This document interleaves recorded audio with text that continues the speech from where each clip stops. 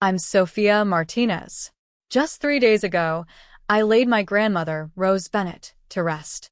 She was 79 years old, and we said our final goodbyes at a modest cemetery just outside Portland. As people began to leave the graveside, her attorney, William Hartley, approached me.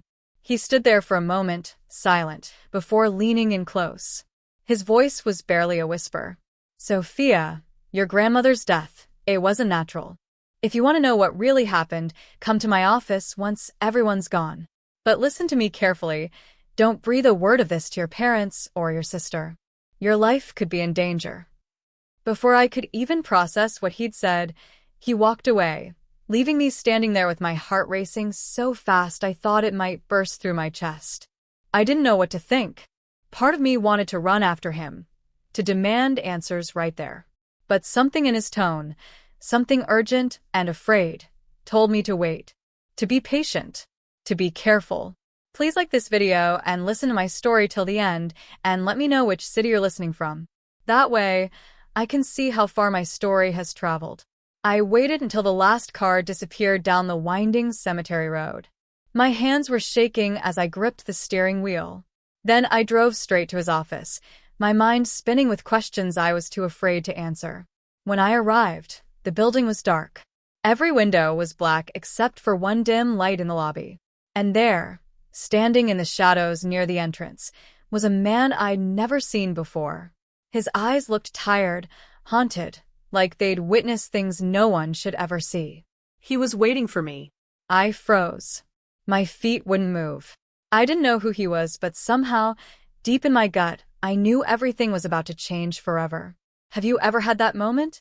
That split second where you realize the people you trust most in the world might be hiding something terrible? Something that could destroy everything you thought you knew? After the service ended, I lingered by the cars, pretending to fix my scarf while watching Mom and Catherine. They were standing apart from everyone else, close to the fresh earth covering Grandma's grave. I couldn't hear much, but their voices carried just enough on the cold air. Catherine said something low, almost hissing. If she passed when she did. And Mom cut her off, sharp and quick. The documents need to be finalized before anyone starts questioning things. Those words hit me like ice water. I tried to hear more, but they noticed me watching and turned away, their faces suddenly blank. I couldn't stop thinking about the little things Grandma had done these past few months. She started locking drawers she'd never locked before. She changed the lock on her bedroom door once, saying it was just to be safe. But when I asked safe from what, she just smiled sadly and changed the subject. I thought maybe she was just getting forgetful, paranoid even. Now those moments felt heavy, dangerous. When we got back to the house, a quiet suburban home on the outskirts of Portland, Mom called me into the living room. The room still carried the smell of casseroles and sympathy cards. She placed a thick stack of papers on the coffee table and sat across from me, her expression serious but warm. "These are healthcare and financial power of attorney documents," she said softly. "It's so we can help take care of things if you ever need support." She paused, her eyes glistening. "Grandma would have wanted this, sweetheart." Catherine stood beside her, arms crossed, her smile gentle but her eyes sharp. "She talked about this all the time, Sophia. Making sure you're protected. Just sign where the tabs are, honey. It's all standard." I picked up the first page. The language was thick, confusing, full of legal terms that twisted around each other. There was something about substitute decision-making if I was deemed unable to manage my own affairs. It didn't mention anything specific, but the wording felt slippery, like quicksand. I looked up. "What exactly does this cover?"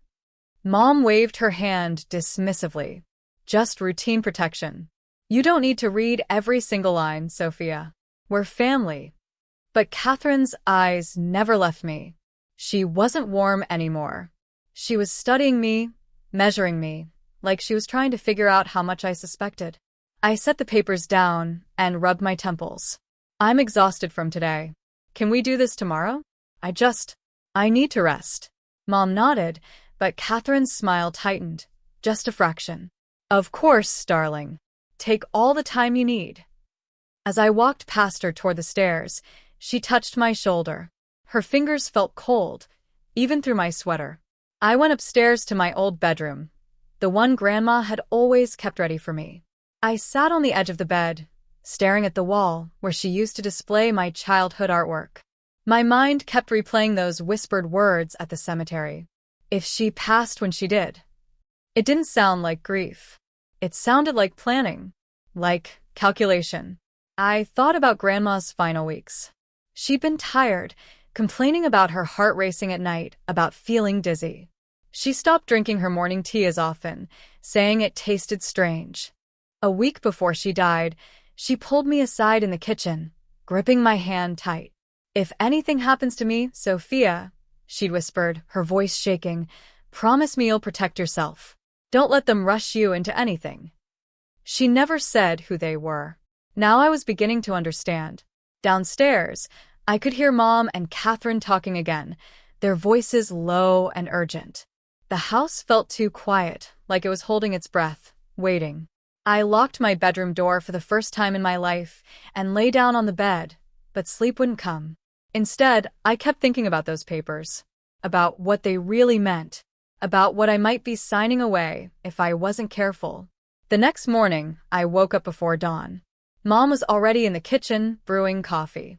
Catherine was there too, pouring a cup for me before I even asked.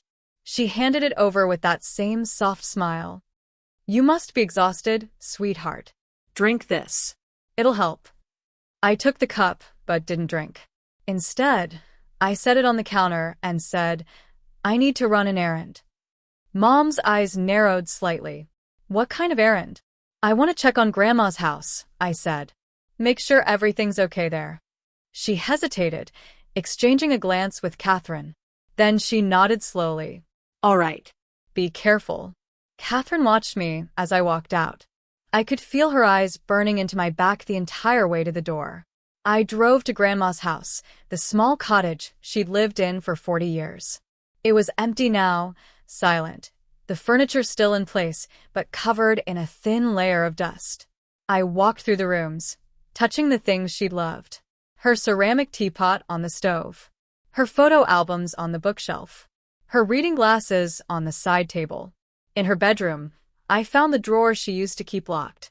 The lock was still there, but the key was in its usual hiding spot under the loose floorboard by the bed. Inside the drawer were bank statements, insurance documents, and a small leather-bound notebook. I opened it carefully, and my breath caught in my throat. The pages were filled with her neat, familiar handwriting. Tea tasted bitter again today. Heart racing after breakfast. Catherine insisted on making it. And then, toward the end, "I don't feel safe anymore. If something happens to me, check the tea. And protect Sophia." My hands shook as I read those words over and over again. I didn't know what it all meant yet, but I knew one thing for certain. I couldn't ignore this anymore. What dark secrets was my grandmother trying to protect me from? And how far would my own family go to keep them buried? That night, I slipped out of the house without turning on any lights. The driveway was silent, and I used Grandma's old key from the hook by the back door where she always kept it. The drive to William Hartley's office wasn't far, just 20 minutes through empty suburban streets that felt endless. The building was dark when I arrived, except for that single lamp glowing in the lobby window like a beacon. I parked and walked up to the door, my heart hammering against my ribs. It opened before I could knock. William led me inside without a word, straight to his office at the back. The man from the cemetery was already there, sitting in one of the leather chairs, his expression unreadable. William closed the door softly and turned to face me. "Sophia, this is Detective Marcus Chin. Your grandmother hired him privately a few months ago." Marcus nodded but didn't smile. He looked like someone who'd spent too many sleepless nights chasing answers.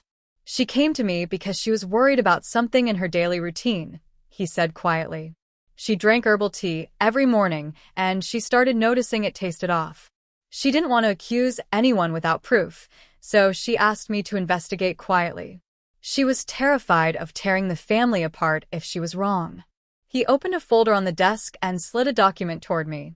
It was a lab analysis from a private testing facility. The page listed various compounds found in the tea sample she'd sent. Most were normal herbal ingredients: chamomile, lavender, peppermint. But one line was highlighted in yellow: unidentified substance detected. Not consistent with standard herbal composition. Further analysis recommended. It wasn't conclusive. It wasn't proof. But it was enough to make my stomach turn. I stared at the paper, my vision blurring. This doesn't prove anything yet, I whispered. It could be nothing. Marcus leaned forward, his voice gentle but firm. Your grandmother thought it was something, Sophia. She told me if anything happened to her suddenly, I should show this to you. She said you were the only person she trusted to find the truth. I shook my head, tears stinging my eyes. My mom loved her. She wouldn't. William placed a hand on my shoulder. Rose didn't accuse her directly. She just wanted to be certain. That's why she kept it from the police. She didn't want a huge investigation destroying the family she loved. The room felt smaller, suffocating. My mind raced back to the cemetery, to those half-heard words between Mom and Catherine.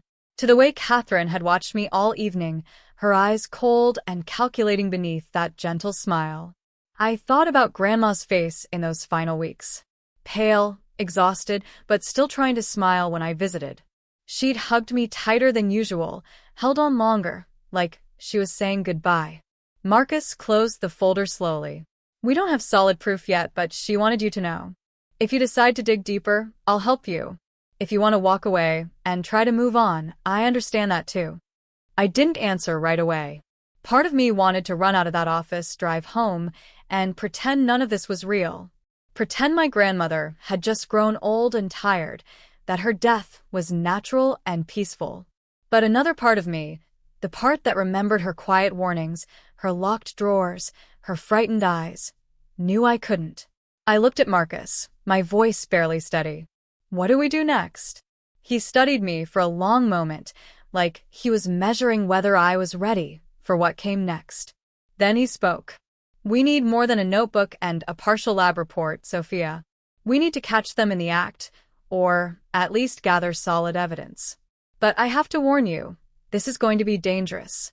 If they suspect you know anything, they might move faster. They might. He didn't finish, but I understood. If Mom and Catherine thought I was a threat, they might try to silence me the same way they'd silenced Grandma.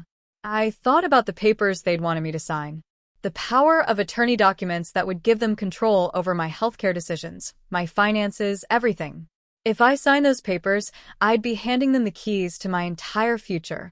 And my sister Maya's too. I can't let that happen, I said, my voice stronger now. Not to Maya. Not to Grandma's memory.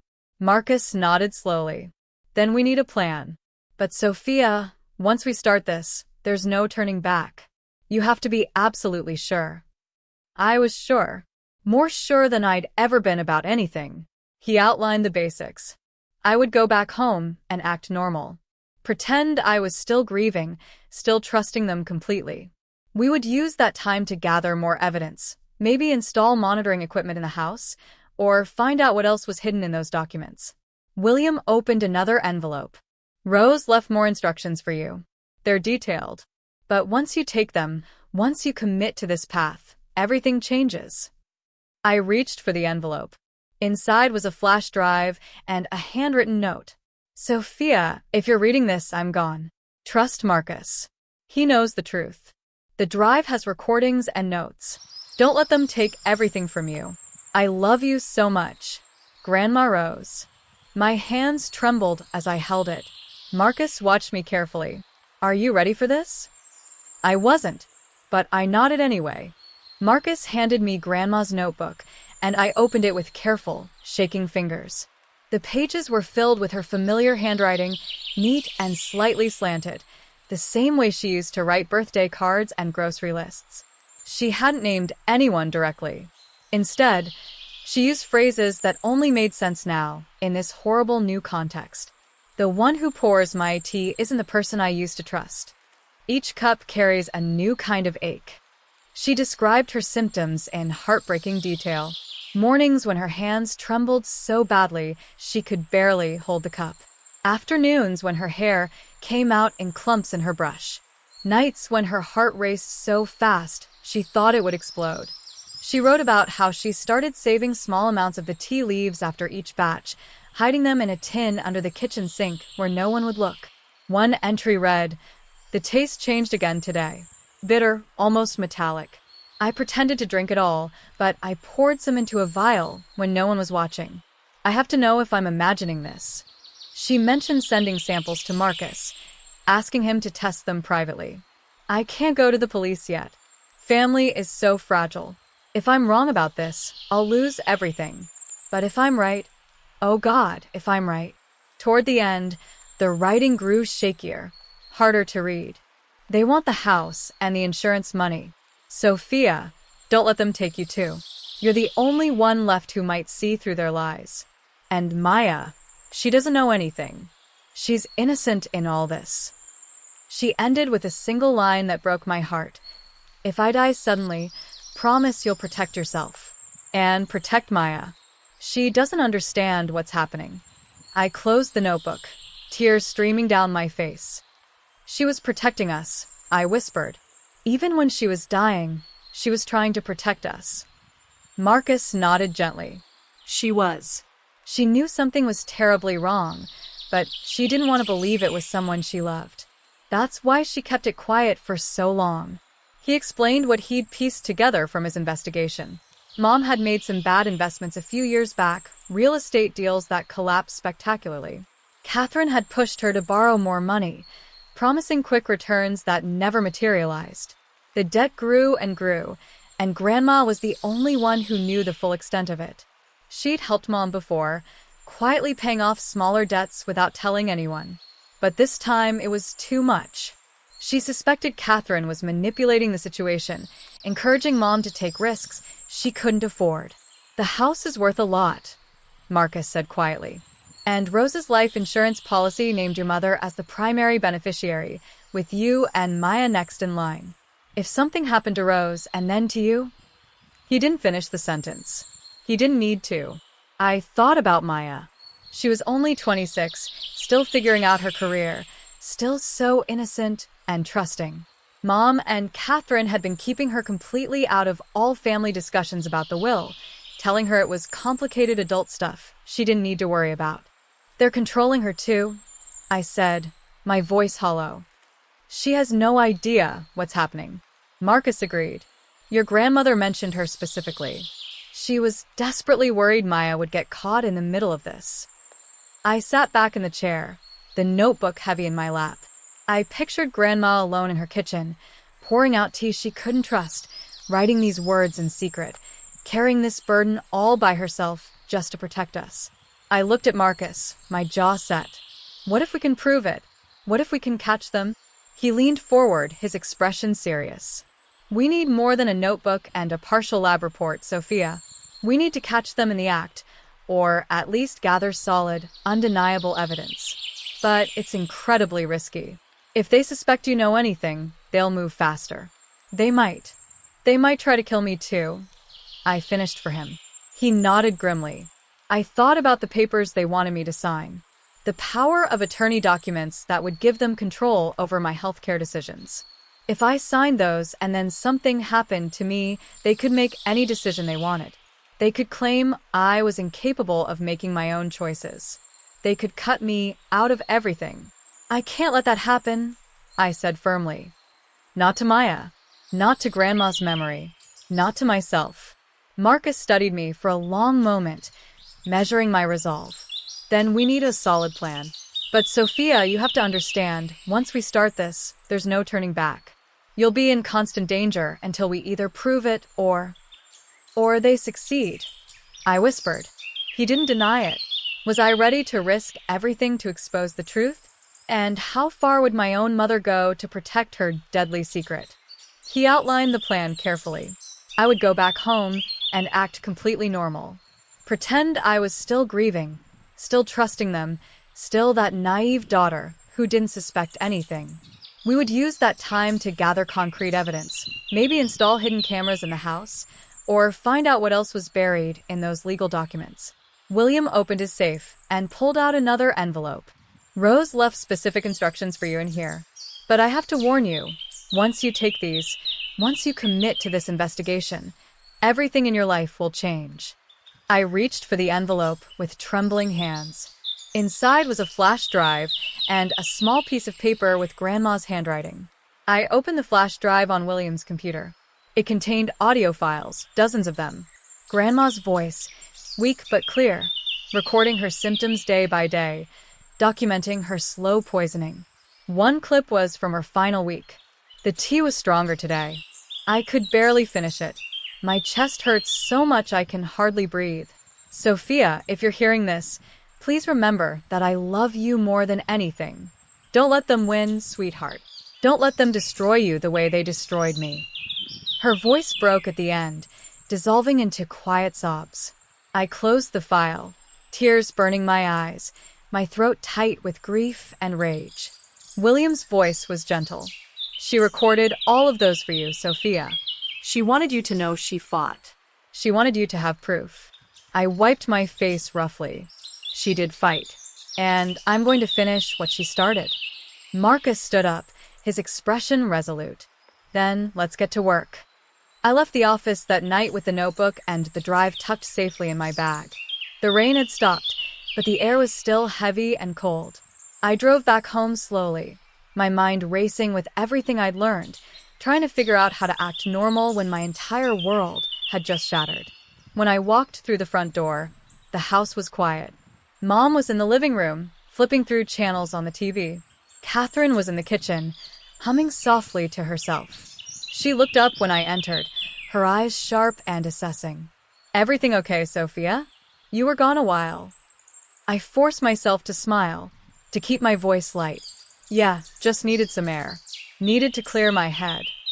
She nodded slowly, but her eyes lingered on my bag for just a second too long, like she was trying to see through the fabric to what I was carrying inside. I went upstairs and locked my door. Tomorrow I would start playing my part perfectly, pretending nothing had changed. But inside, everything had changed. I walked back into the house the next morning with the notebook and drive hidden deep in my bag, trying desperately to keep my face calm and neutral. Mom was in the living room, scrolling through her phone absently. Catherine emerged from the kitchen, wiping her hands on a dish towel, that same careful smile plastered on her face. She studied me closely. Find what you were looking for yesterday? Yeah, I said casually. Just needed to think. Process everything. I sat down on the couch and took a slow, deliberate breath. I've been thinking about those papers, I told them. I'll sign them. But first, let's do something for Grandma. Something meaningful. Mom looked up, surprised. What do you mean? I want us to have dinner tonight. I continued, my voice steady. Let's read through her draft together. Talk about her. Remember all the good times. Share stories. It feels like the right way to honor her memory. Mom's expression softened. That's actually a lovely idea, Sophia. She would have liked that. But Catherine's eyes narrowed, just a fraction. We can certainly do that. What do you need? I suggested we make Grandma's favorite meal. Roasted chicken with fresh herbs, the way she always made it. We should go to that big farmer's market downtown. They have the best organic produce and fresh herbs. I want to come with you both. Mom agreed immediately. Catherine hesitated, her jaw tightening slightly. That market's quite far. We could just go to the local grocery store. No, I insisted gently. Grandma always said fresh ingredients make all the difference. Please, let's do this right for her. They exchanged a quick, loaded glance. Mom shrugged. All right, fine. Let's go now then. We drove to the farmer's market in downtown Portland, the large one with wide aisles and specialty vendors from all over the region. It was about 40 minutes from the house. Catherine sat in the front passenger seat, glancing back at me through the rear-view mirror every few minutes. Once inside the market, I took my time. I walked slowly through the produce section, picking up bunches of rosemary and thyme, smelling each one carefully. This one smells better, I said, holding up a bundle of fresh rosemary. Don't you think? Catherine sighed audibly, but said nothing. I asked the vendor detailed questions about the best herbs for roasting chicken, which varieties had the most flavor, how to store them properly. The conversation stretched on for 10 minutes. Catherine tapped her foot impatiently. At the meat counter, I became even more particular. Should we get organic or free-range? What's the difference in cooking time? Which one would Grandma have preferred? The butcher talked for 15 minutes about different chicken varieties. Catherine checked her watch repeatedly.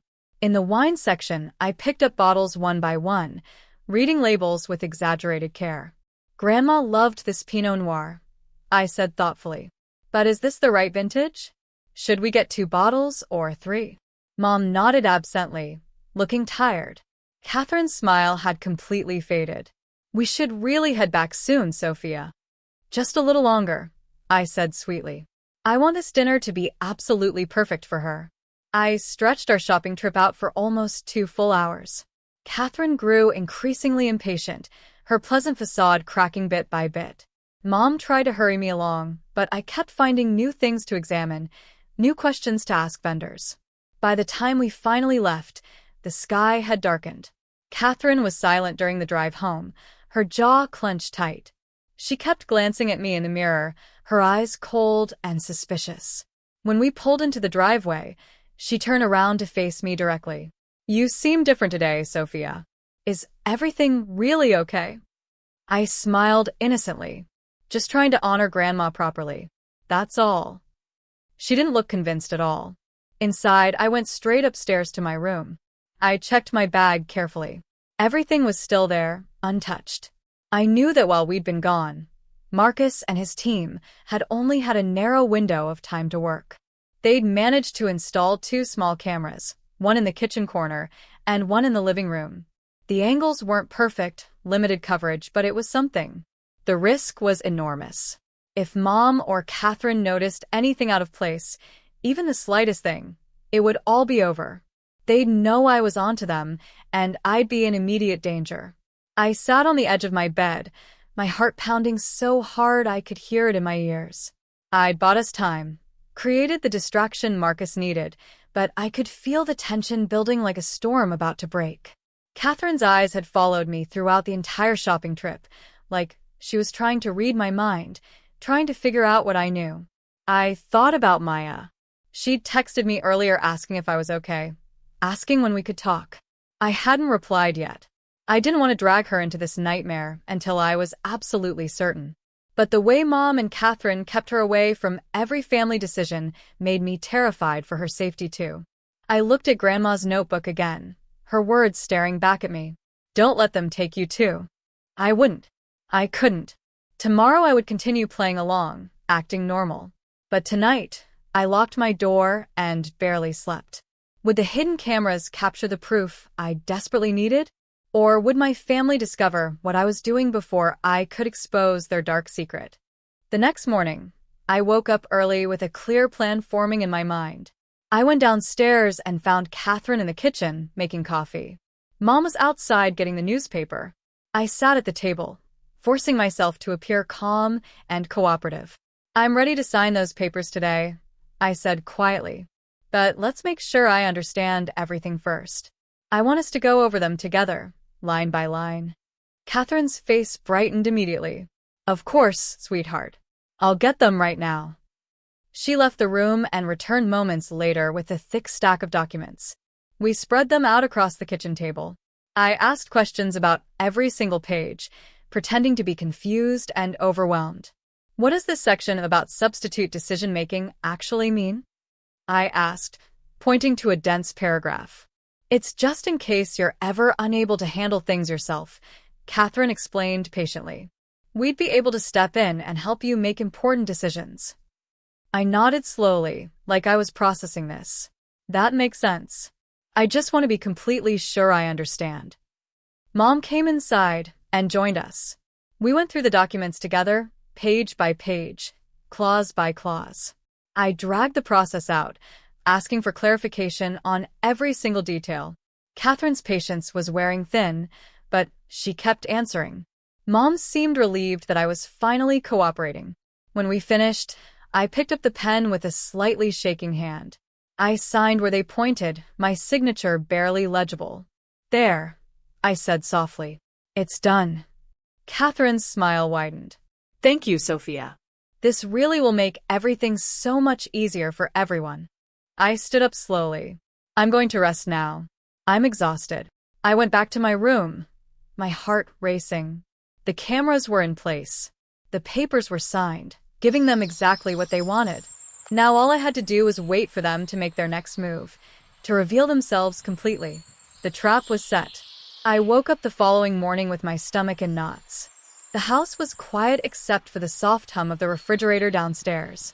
I stayed in bed for several minutes, breathing slowly, preparing myself mentally for what I had to do today. When I finally went down to the kitchen, Mom had already left for an appointment.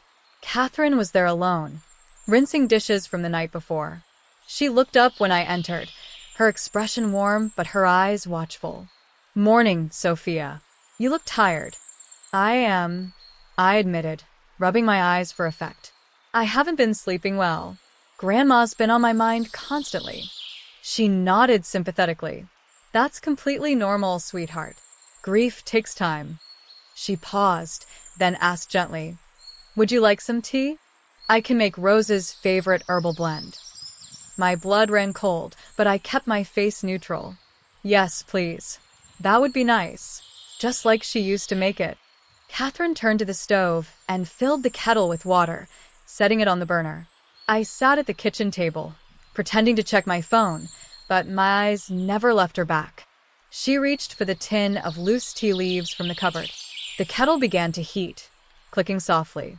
She moved with careful, practiced movements, like she'd done this 1,000 times before.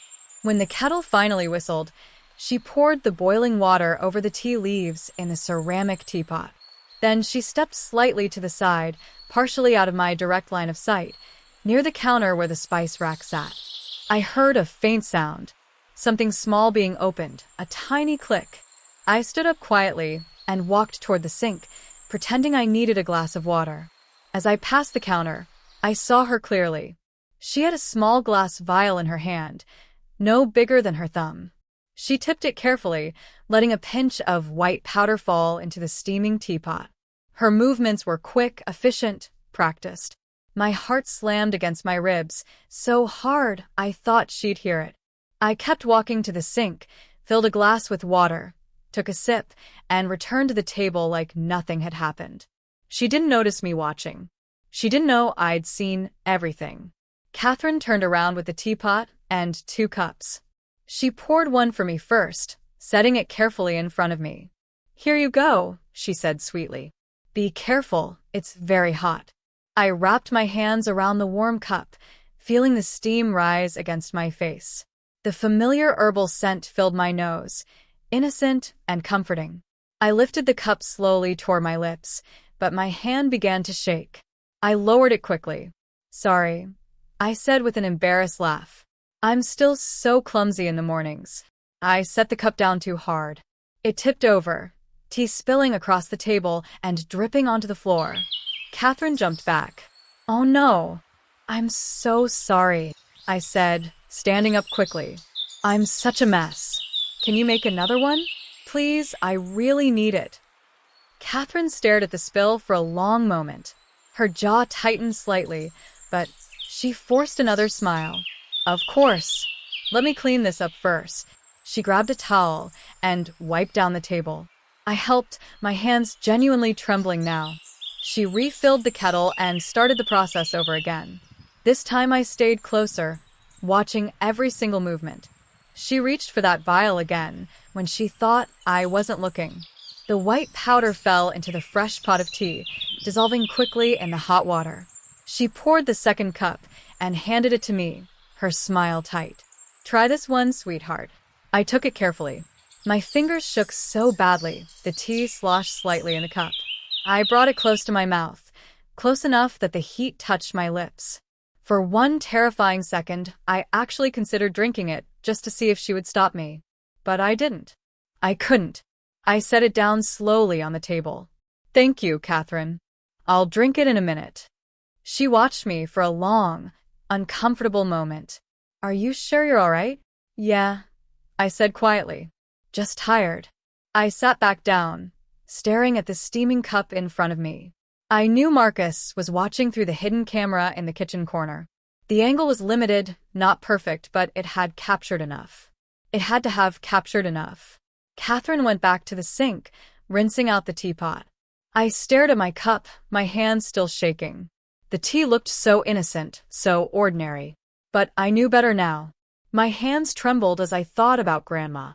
How many times had she sat at this exact table, drinking tea she didn't trust, knowing something was terribly wrong but too afraid to accuse the people she loved?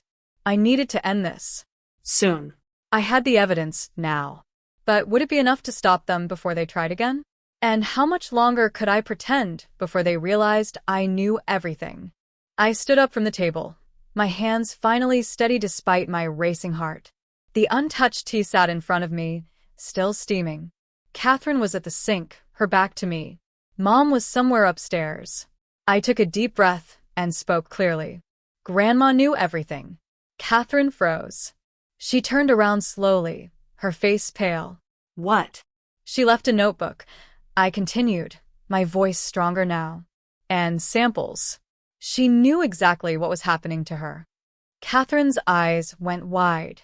Mom appeared at the kitchen doorway, confused. Sophia, what are you talking about? I pulled out my phone and opened the app Marcus had set up. The live feed from the kitchen camera appeared on the screen. I turned it toward them. Watch this. The video played. It showed Catherine at the counter earlier, the small vial in her hand, the white powder falling into the teapot. The angle caught her movements perfectly. There was no denying what she'd done. Catherine's breath caught in her throat. Mom stared at the screen, the color draining completely from her face. Laura, Catherine started, her voice shaking. This isn't. I didn't. She wrote everything down. I said firmly. The symptoms. The bitter taste. The way you both acted after Grandma changed her will. She knew you wanted the house, the insurance money. Everything. Catherine's eyes darted to Mom. Panicked. Laura, say something. Tell her it's not what it looks like. But Mom just stood there, frozen, her mouth hanging open. I kept going, my voice clear and unwavering. Those papers you had me sign weren't just power of attorney. They included end-of-life directives giving you the right to make all medical decisions for me if I was declared incapable. You were planning to have me declared unfit, take complete control, and cut me out of the inheritance entirely. Catherine lunged toward me, reaching for my phone. Turn that off. Turn it off right now. I pulled it back, holding it away from her. It's too late. The footage is already saved. And the police are watching this right now. At that exact moment, the front and back doors burst open simultaneously. Police officers in tactical gear rushed in, weapons drawn. Police. Hands where we can see them. Now. Catherine screamed and dropped to the floor, covering her head with her hands. Mom raised her arms slowly, her face crumbling, tears streaming down her cheeks. Two officers moved quickly to handcuff Catherine first. She kept shouting, her voice shrill and desperate. It was her. Laura planned everything. She made me do it. I didn't want to. She threatened me. An officer cuffed Mom next.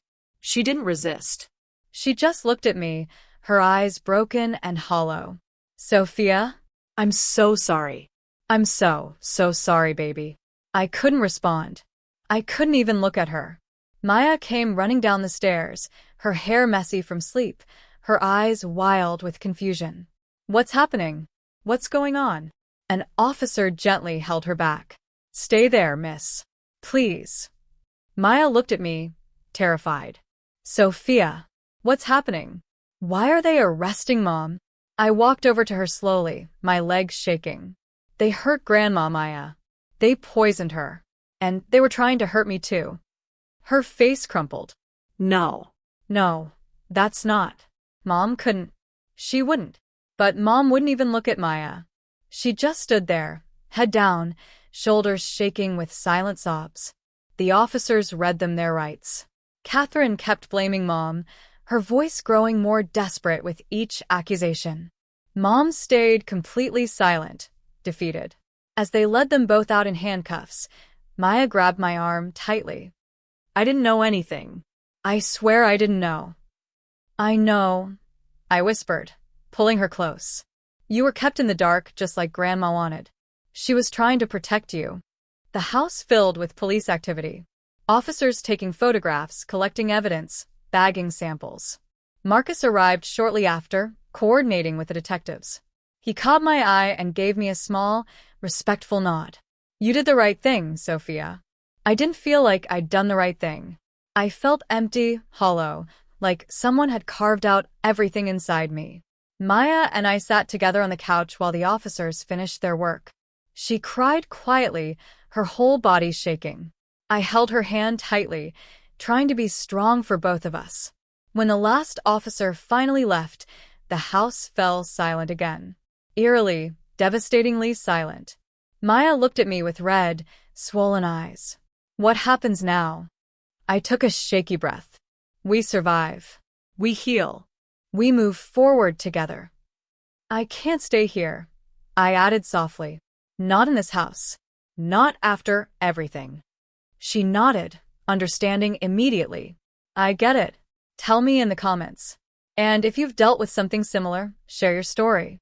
You're not alone. Subscribe for more stories about standing your ground and reclaiming your life. I packed my things that same night.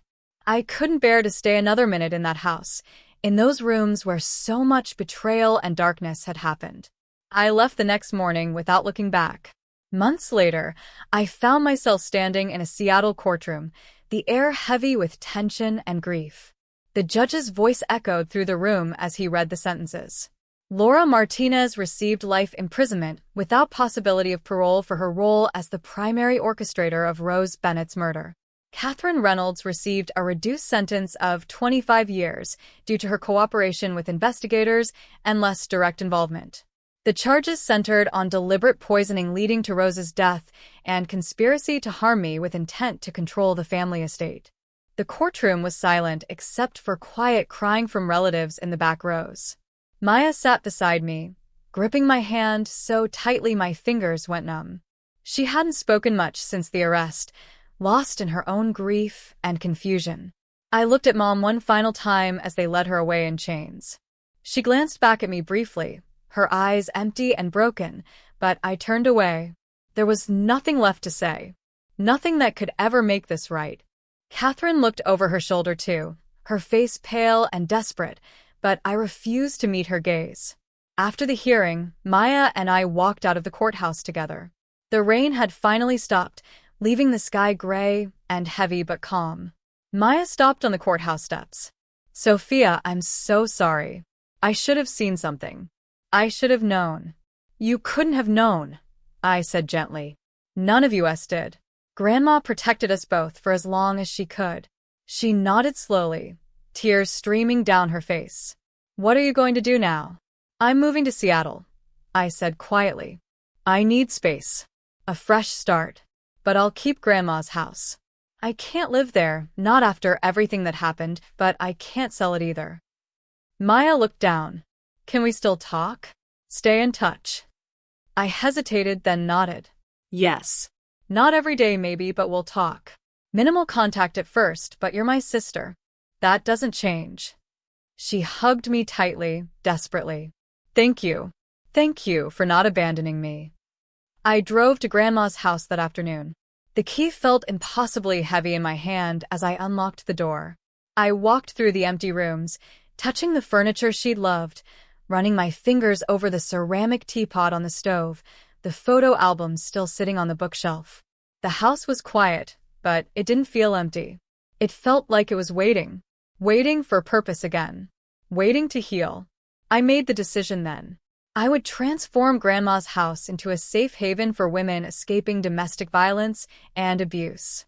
A place where they could find shelter, support, and hope. I worked with local organizations to make it happen. We converted the bedrooms into short-term living spaces. The living room became a counseling and support area. The garden out back became a peaceful place where survivors could sit and breathe and begin to heal. I used part of the inheritance to fund it properly. Grandma would have wanted that. She always said the house was meant to shelter people who needed protection, not just store memories. I moved to Seattle a few weeks later. I found a small, peaceful apartment near the waterfront. Simple, quiet, safe.